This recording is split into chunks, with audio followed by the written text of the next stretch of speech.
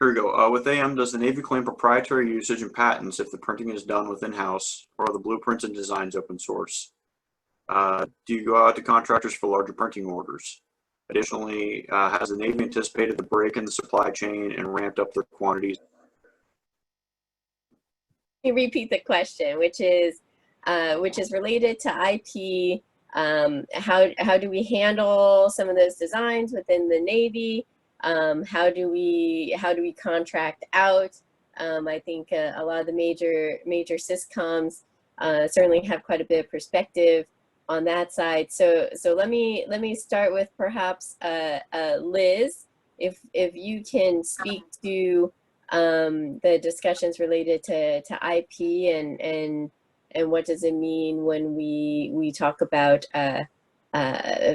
fabrication and our engagements with our folks outside the fence line and within the fence line. So Liz? So I'll be glad to, Jen. I'm assuming, though, that everyone understands that I am not an IP lawyer. I am a practitioner for AM, though, and we've learned a lot about some of the things we have to consider. So first off, we really don't want everything to be open source because we don't think we're going to get the best designs there, because open source is good for certain things, but detailed design work and building some of the more complex items that we ultimately want to make, we need industry and we need to be able to work with them.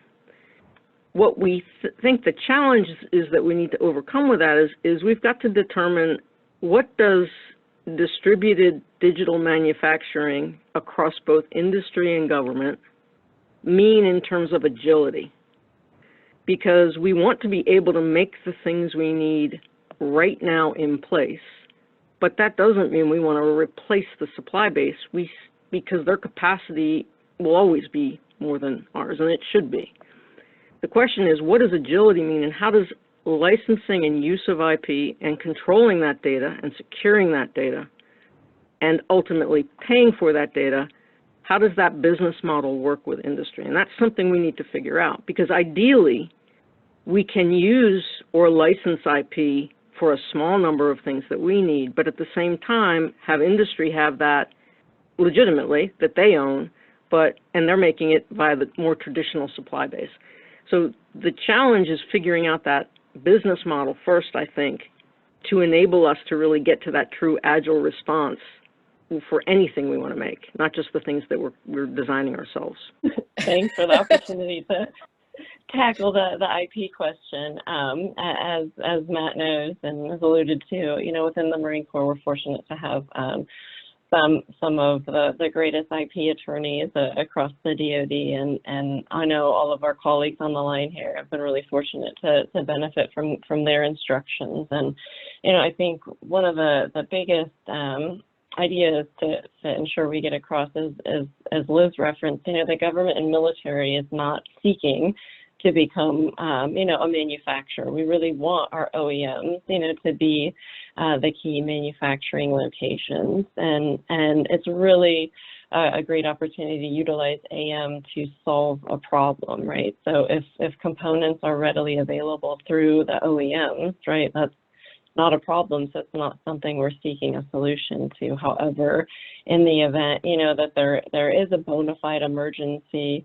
we do have those unique rights to, no kidding, develop one part to address that bona fide emergency. But as I know, our IP attorney has informed us, obviously an emergency is not something one can predict. So it has to be, that unique scenario that does organically arise. But I think Liz really nailed it in terms of needing to identify how we're going to address IP.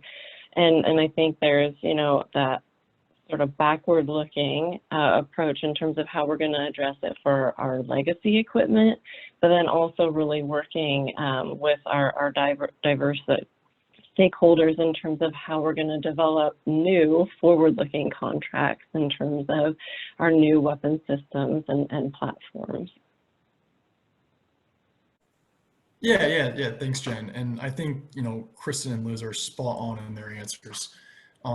Just two thoughts that kind of build upon those two answers. The first is, I think the military and the Navy especially is really interested in AM to produce a good enough solution until the actual part is able to be obtained.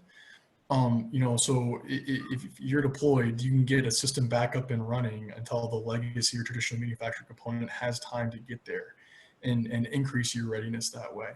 The second, and what Liz alluded to, I think it's going to be fascinating over the next months and years to see the new business models that stand up due to things like additive and other digital manufacturing technologies. So the discussion around tech data and how the DoD purchases it is much bigger than our AM community.